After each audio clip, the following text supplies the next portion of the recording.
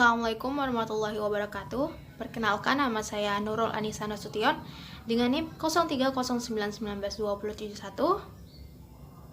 Prodi Pendidikan Ilmu Pengetahuan Sosial semester 5 di Universitas UINSU Medan. Nah, berdasarkan dari judul video ini yang mana yaitu video pembelajaran berbasis masalah, maka di sini saya akan mempraktekkan pembelajaran berbasis masalah yang ada di kelas. Sebelum itu, tugas video ini dibuat untuk memenuhi tugas ujian akhir semester pembelajaran strategi dalam mata kuliah strategi pembelajaran yang mana dosen pengampunya yaitu Bapak Aswan Effendi SPDI FED. Baiklah, langsung saja saya akan memulai video pembelajaran berbasis masalah ini.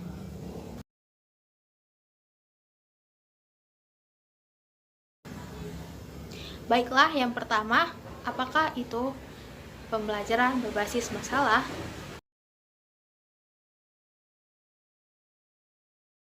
Pembelajaran berbasis masalah merupakan salah satu pembelajaran inovasi yang dapat memberikan kondisi belajar aktif kepada peserta didik.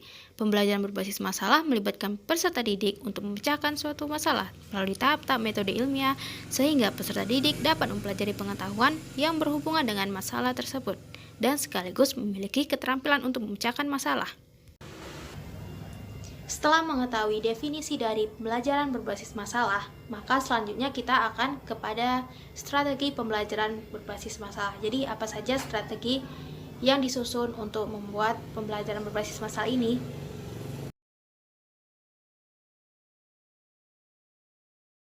Strategi yang digunakan dalam pembelajaran berbasis masalah terbagi atas 5. Yang pertama yaitu permasalahan sebagai kajian. Yang kedua, permasalahan sebagai penjajakan pemahaman. Yang ketiga, permasalahan sebagai contoh. Lalu yang keempat, permasalahan sebagai bagian yang tak terpisahkan dari proses. Lalu yang terakhir, permasalahan sebagai stimulus aktivitas autentik. Setelah memasuki dari strategi pembelajaran masalah, maka kita selanjutnya yaitu pada prinsip-prinsip dari pembelajaran berbasis masalah. Jadi apa sajakah prinsip-prinsip dalam pembelajaran berbasis masalah? Ini dia.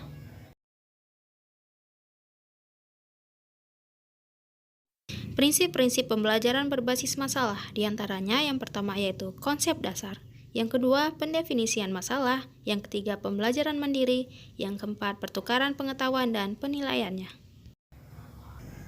Setelah penjelasan dari definisi dari pembelajaran berbasis masalah, lalu berlanjut pada strategi pembelajaran berbasis masalah dan kemudian prinsip-prinsip dari pembelajaran berbasis masalah, maka kita akan memasuki langkah-langkah dari pembelajaran berbasis masalah. Jadi, berikut adalah langkah-langkah dari pembelajaran berbasis masalah.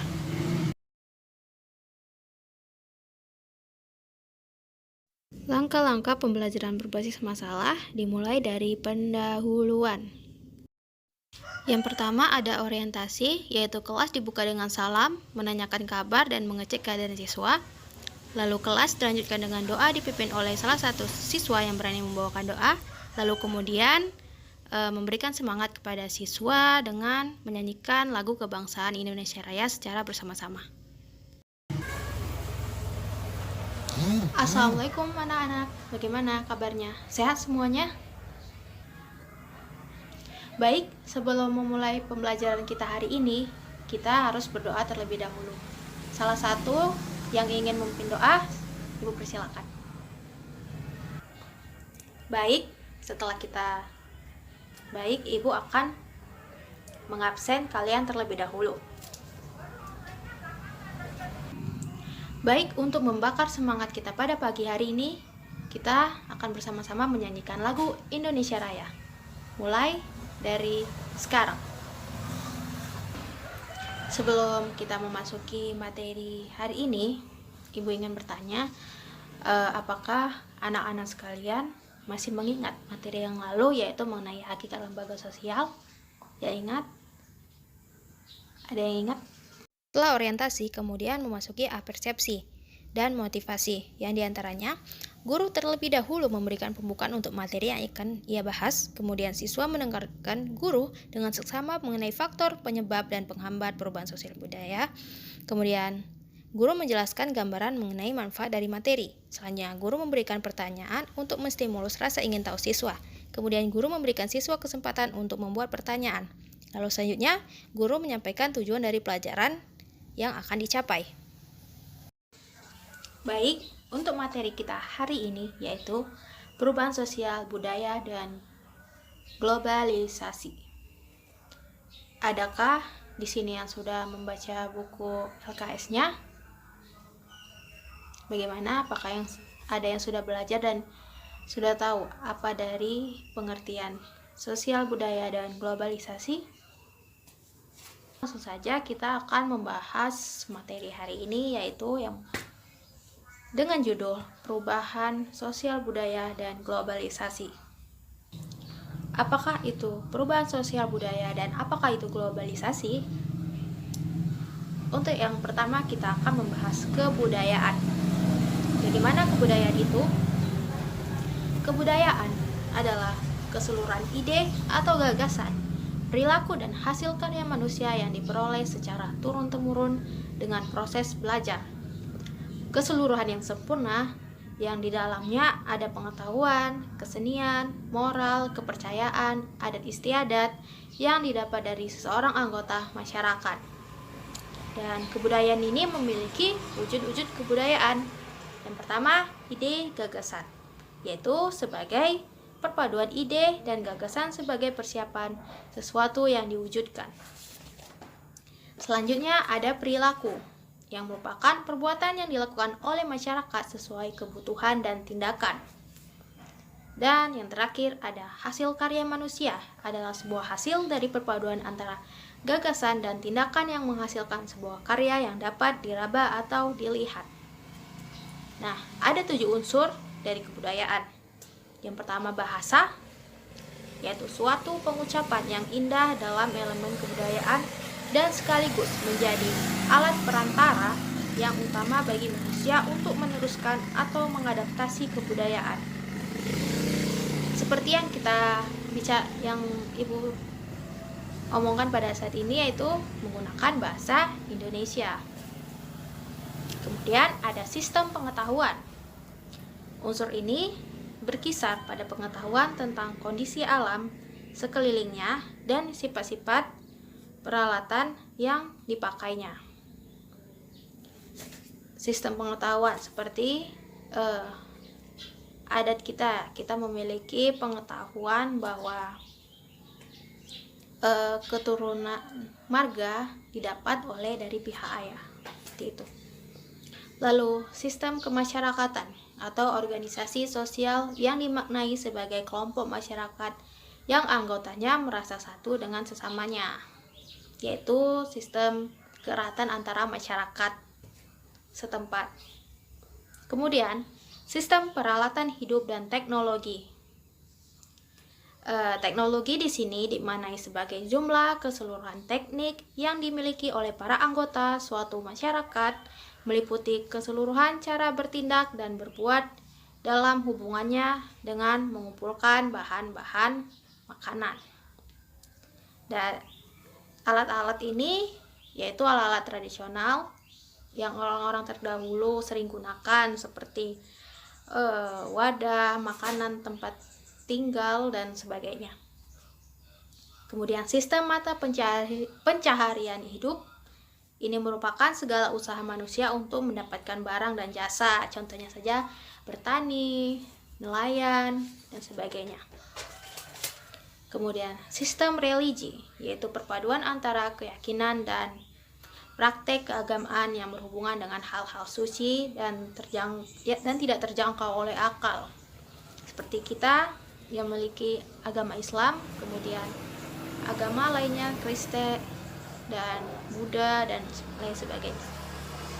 Dan yang terakhir dari unsur budaya yaitu kesenian, dapat dimaknai sebagai segala hasrat manusia terhadap keindahan, seperti tari-tari tradisional, seperti wayang dan lain sebagainya.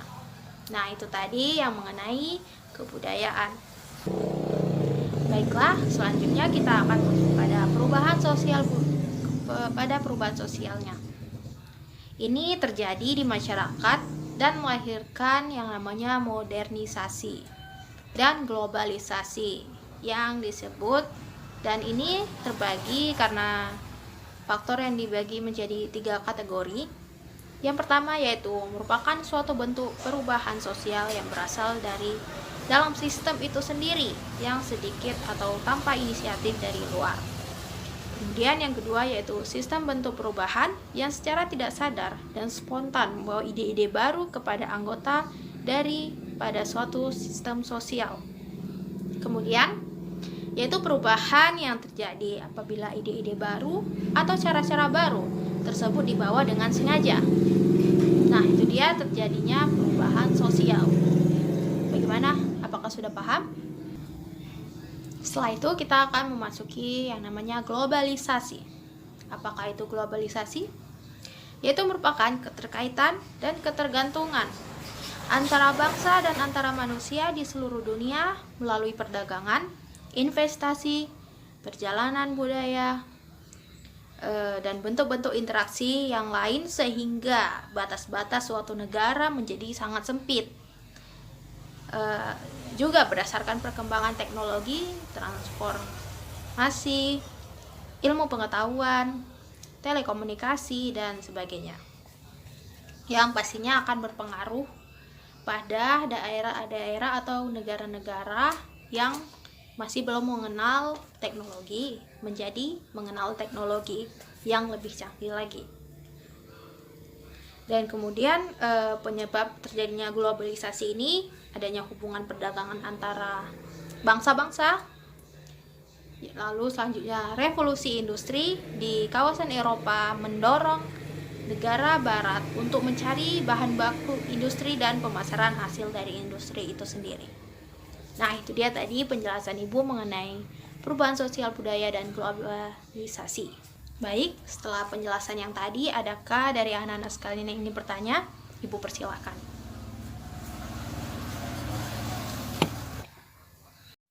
Langkah selanjutnya yaitu memasuki inti.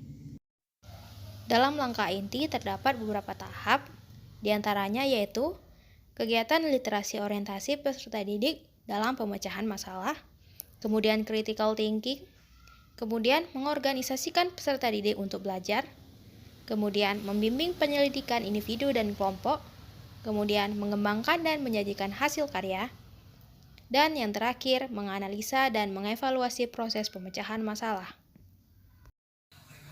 Baik, tampaknya anak-anak sekalian sudah mulai paham untuk materi kita pada hari ini, dan selanjutnya kita akan memasuki pembagian kelompok. Nah, ini dia. Ibu akan membagi satu kelompok terdiri dari 6 atau 5 orang, dan kita akan berdiskusi pada saat ini setelah Ibu membagi tugas-tugas. Nah, setelah kelompok semuanya telah dibagi rata, maka dengarkan baik-baik instruksi dari Ibu. Ibu akan memberikan soal untuk tugas diskusi kalian kali ini. Yang pertama yaitu, dengarkan baik-baik. Berdasarkan pengamatanmu, apa perbedaan mengenai pola perilaku masyarakat, serta setelah mempelajari faktor penyebab dan penghambat perubahan sosial budaya dan globalisasi, dapatkah kamu mendefinisikan faktor penyebab dan penghambat perubahan sosial budaya? Nah, persoalan yang kedua, berdasarkan hasil pengamatanmu dan penjelasan dari yang Ibu jelaskan dan juga PowerPoint yang telah Ibu share, dapatkah kamu menguraikan faktor pendorong perubahan sosial budaya dan globalisasi? Sudah? Soal yang ketiga, berdasarkan suku-suku yang ada di Indonesia yang tinggal jauh dari peradaban manusia modern, uraikanlah faktor-faktor penghambat perubahan sosial budaya dan globalisasi. Nah, untuk soal yang terakhir, banyak dampak yang ditimbulkan dari perubahan sosial budaya dan globalisasi. Salah satunya yakni kenakalan remaja. Maraknya pergaulan bebas yang terjadi pada generasi muda saat ini sangat meresahkan masyarakat. Jadi, apa langkah-langkah yang harus dilakukan pemerintah untuk menanggulanginya, dan berikan pendapat kalian. Dan untuk langkah terakhir yaitu langkah penutup. Pada tahap penutup, diantaranya peserta didik dimotivasi untuk berani oleh guru dengan dibantu oleh guru dalam membuat kesimpulan mengenai materi yang dibahas. Selanjutnya, peserta didik diminta untuk mengkonstruksikan nilai karakter dan keteladanan. Selanjutnya, guru mengingatkan untuk membaca materi selanjutnya. Dan kemudian guru memberikan tugas atau pertanyaan berdasarkan hasil diskusi pada hari ini. Dan yang terakhir, guru menutup pembelajaran dengan mengucapkan salam. Baik, setelah terjadinya diskusi pada hari ini, gue rasa semua kelompok sudah cukup baik dan diskusi kali ini melengkapi dari materi-materi dari teman-teman yang sudah bertanya dan juga sudah melengkapi dari materi kita pada hari ini. Semuanya cukup bagus. Baik, sebelum mengakhiri perjumpaan kita kali ini, gue akan menambahkan sedikit dari materi kita, yaitu terjadinya perubahan sosial dalam masyarakat membawa berbagai dampak bagi masyarakat yang bersangkutan. Di antaranya ada dampak positif, yaitu perubahan dapat terjadi apabila masyarakat dengan kebudayaan mampu menyesuaikan diri dengan gerak perubahan keadaan masyarakat yang memiliki ciri disebut adjustment, sedangkan bentuk penyesuaian masyarakat dengan gerak perubahan disebut integrasi. Kemudian dampak negatif dari perubahan sosial, yaitu apabila masyarakat dengan kebudayaan tidak mampu menyesuaikan diri dengan gerakan perubahan, ketidakmampuan dalam menyesuaikan diri sendiri dengan perubahan disebut maladjustment, kemudian menimbulkan disintegrasi. Baik, itu saja yang dapat Ibu sampaikan pada hari ini. Terima kasih untuk kegiatan diskusi pada hari ini. Semoga bermanfaat dan bagi anak-anak sekalian mengingat dan juga dapat mempelajarinya dan dapat mengambil manfaat dari hasil diskusi kali ini. Baiklah, sekian kelas untuk hari ini. Kita akan berjumpa di minggu depan dan pastikan kalian akan mempelajari materi selanjutnya. Tutup, wabillahi taufiq wa hidayah. Wassalamualaikum warahmatullahi wabarakatuh.